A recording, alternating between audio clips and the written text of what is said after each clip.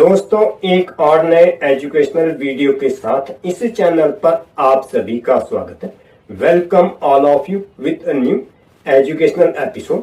आज का educational episode मेरा है बेस्ड रसायन विज्ञान कक्षा 12, जिस पर आप लोगों का काफी अच्छा रिस्पॉन्स आया है। हेनरी लॉ कांस्टेंट पे क्लास 12 केमिस्ट्री। इस पर पहला कमिटमेंट में पुटअप कर रहा हूँ नेहा सेन जी का, जिन्होंने कहा कि please provide the sample paper of board examination. किस विषय का है अथवा क्या कक्षा वो नहीं लिखा, क्योंकि ये कमिटमेंट मेरे क्लास 12 केमिस्ट्री पर आया तो अंडरस्टूड बात है, शायद इनको केमिस्ट्री का पेपर चाहिए होगा। तो मैंने ये क्वेश्चन पेपर आपके जिस पर आपने मुझे कमिटमेंट किया था वो आईडी पर मैंने सेंड कर दिया है। मैं उसी प्रश्न पत्र को सॉल्व करके दिखाऊंगा कि परीक्षा में आपको किस तरह से लिखना है। कई सारे स्टूडेंट्स क्या करते हैं, बहुत ज्यादा लंबा चौड़ा लिख देते हैं और उनका समय समाप्त हो जाता है और बाकी के प्रश्न रह जाते हैं। अगर आप साइंस स्ट्रीम के स्टूडेंट है, फिजिक्स केमिस्ट्री मैथ के या किसी के भी, तो इसमें केवल उतना ही लिखना होता है जितना पूछा गया है। अब जो बोर्ड परीक्षा का पैटर्न है वो भी कुछ कुछ कंपटीशन एग्जामिनेशन के तरह से आ गया। हमारे समय में जो है थ्योरी बेस्ड ज्यादा हो जाता था, अब जो आपसे कम से कम शब्दों में पूछा जाता है, तो उसी तरह से आपसे लिखना है। इससे पहले आपको देखना है कि आपको उस प्रश्न के लिए कितना अंक दिया हुआ है। अगर आप कम अंक के लिए ज्यादा लिखेंगे तो आपका समय उसी में लग जाएगा और बाकी प्रश्न छूट जाएंगे। और दूसरा कमेंट मैंने कहा है कि जो आप बताते हो बोर्ड परीक्षा में नहीं आता है, इस बात की गारंटी कोई नहीं देता कि मेरा बताया हुआ अथवा किसी भी टीचर का बताया हुआ 101% आएगा ही आएगा।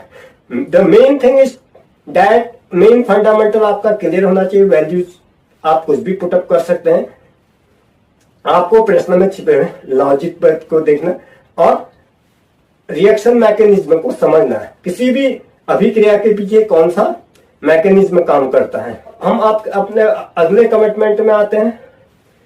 इन्होंने भी वही रिक्वेस्ट किया जो पहले कमिटमेंट, गुरुजी बोर्ड परीक्षा का प्रश्न पत्र सॉल्व करो। तो आपके अनुरोध पर मैं बोर्ड परीक्षा के प्रश्न आपका प्रश्न पत्र आता है दोस्तों, केमिस्ट्री थ्योरी, और ये आता है आपका 70 नंबर का।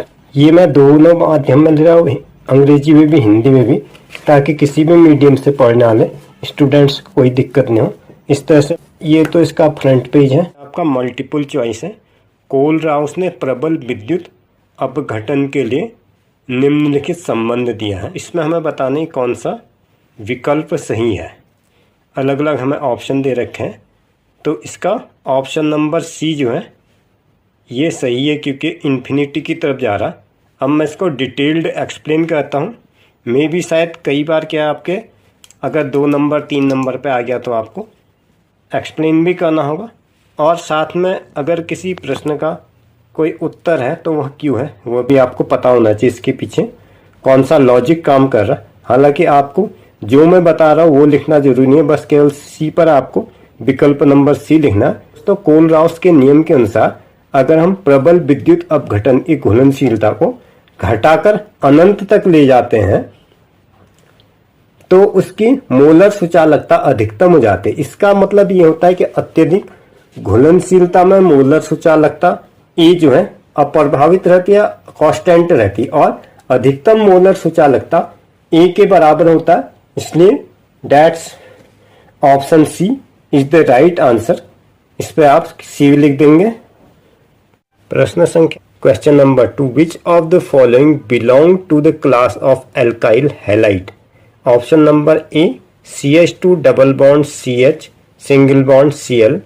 Option B is CH2 double bond CS single bond CH2 single bond CH2 and single bond Cl।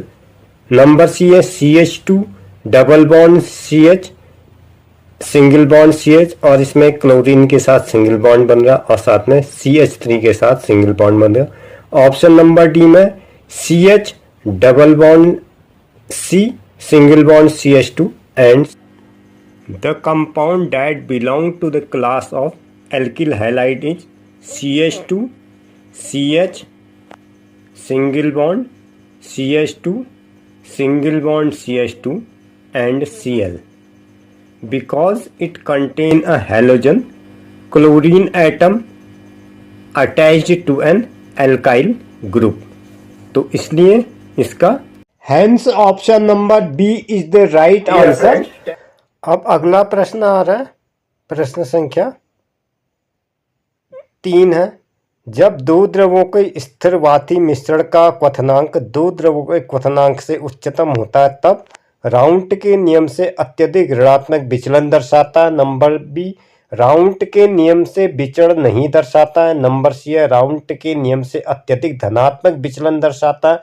और ऑप्शन नंबर डी है, राउंट के नियम का पालन करता है।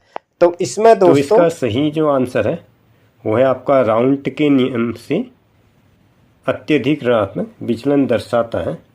इसका ये मतलब होता है दोस्तों, जब दो द्रवों का स्थिरवाती मिश्रण बनता है तो उसका बॉइलिंग पॉइंट दोनों द्रवों के बॉइलिंग पॉइंट से मैक्सिमम होता है। तो मतलब ये हुआ कि मिश्रण में राउंट के नियम से अत्यधिक नेगेटिव डिस्प्लेसमेंट हो रहा है, ऋणात्मक विचलन हो रहा है। राउंट का नियम ये कहता है किसी आदर्श मिश्रण में प्रत्येक घटक के दाबों का योग मिश्रण के कुल वाष्प दाब होता है। और मिश्रण राउंट के नियम का अत्यधिक ऋणात्मक विचलन यह दिखाता है कि मिश्रण के घटकों के अणु एक दूसरे को अधिक मजबूत से अट्रैक्ट करते हैं, जिसकी वजह से वेपर प्रेशर कम हो जाता है और बॉइलिंग पॉइंट इंक्रीज होता है। इसलिए ऑप्शन नंबर ए सही विकल्प है, जो कि राउंट के नियम का अत्यधिक ऋणात्मक विचलन को दर्शाता है। क्वेश्चन नंबर 4 अगला प्रश्न है, प्रश्न संख्या 4। For the conversion of propene into 1 propanol which of the following reagent in and condition should be used. कौन से इसमें अभिकर्मक, कहने का मतलब प्रोपीन को 1 प्रोपेनॉल में रूपांतरित करने के लिए निम्न में से कौन से अभिकर्मक और परिस्थितियां प्रयुक्त होनी चाहिए। Concentrate H2SO4, H2O and heat. Number B है B2H6, H2O2 और OH का निगेटिव डाइल्यूट H2SO4। और डी में है H2O और H पॉजिटिव आइन। तो इसमें जो है दोस्तों विकल्प नंबर बी होगा। विकल्प नंबर बी क्यों होगा, क्योंकि इसमें OH में नेगेटिव आयन है। The correct answer is B, B2H6, H2O2 और इसमें OH जो है नेगेटिव है। होता क्या है दोस्तों, प्रोपीन को प्रोपेनॉल में बदलने के लिए कराते हैं, जिसपे 1 प्रोपेनॉल बनता है। ये प्रोसेस मुख्यतः एंटी मार्कोनी को लॉ को फॉलो करती है। मतलब ये है कि हाइड्रोजन एटम उस कार्बन से जुड़ेगा जिसमें सबसे कम हाइड्रोजन एटम होते हैं। डैट्स वाई इस प्रोसेस में 1 प्रोपेनॉल बनता है। इसलिए सही उत्तर है B2H6 याला है और इसमें H2O2 और OH का निगेटिव है। तो इस तरह से इसका विकल्प नंबर बी सही विकल्प है। प्रश्न संख्या 5 CH3COCl को एसीटोन में रूपांतरित करने के लिए निम्नलिखित अभिकर्मकों में से कौन सा चुनेंगे। विकल्प नंबर ए है CH3 2CD, विकल्प नंबर बी है CH3MgBr, विकल्प नंबर सी है CH3Cl और विकल्प नंबर डी है CH3 2Mg। यानी इन दोनों के लिए O2 होगा, Mg होगा। For which of the following reagent would be one choose to transform CH3COCl into acetone. तो विकल्प वही है, ये होता है दोस्तों एसिटाइल क्लोराइड। अब दिए हुए रिएजेंट में से इसमें मिलाया जाता है डाई मेथाइल कैडमियम, जिसका रासायनिक सूत्र है CH3 2CD को CH3COCl को एसीटोन में ट्रांसफ़र करने के लिए सेलेक्ट किया जाएगा। फिर 2-2 नंबर वाले प्रश्न आ गए, इसमें हमें स्टीफन रिएक्शन को एक्सप्लेन करना है। स्टीफन अभिक्रिया का अगर एग्जाम्पल लिखने को आता है तो ये इस तरह से आता है N+4H + HCl + HCl और ये आ जाएगा इस तरीके से NH HCl। ये होता है एमिनो क्लोराइड और ये इस तरह से होता है एल्डिहाइड ओ Cl Cl एल्डिहाइड, और ये हो जाता है CH3 C, ये आ जाएगा इस तरीके से N plus 4H plus HCl SnCl2 plus सांद्र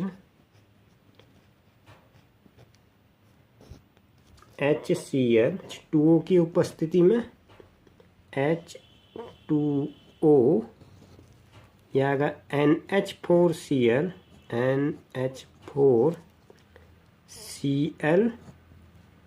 plus CH3CHO, इससे बनता है एस्टेल्डिहाइड, इसको कहा जाता है हुआ स्टीफन रिएक्शन। ऐसी अभिक्रिया, ऐसा रिएक्शन जिसमें एल्किल साइनाइड SnCl2 का SnCl2 व सांद्र HCl के मिश्रण के द्वारा अपचयन करने पर इमिनो क्लोराइड प्राप्त होता है, जो कि जल अपघटित करके एस्टेल्डिहाइड देता है स्टीफन अभिक्रिया। इसी के साथ आज का एपिसोड यहीं पर समाप्त होता है। अगर आपने चैनल पर पहली बार विजिट किया तो चैनल को सब्सक्राइब करें, वीडियो को लाइक करें, साथ ही इस वीडियो का लिंक अपने मित्रों के साथ शेयर करें। सेम टू सेम वीडियो आपको मेरे फेसबुक पेज पर मिल जाएगा। फेसबुक पेज, यूट्यूब अथवा व्हाट्सएप सभी का आईडी सेम है, इंस्टाग्राम पर भी आईडी सेम है। आप सेम नाम से किसी भी प्लेटफॉर्म पर मुझे विजिट कर सकते हैं।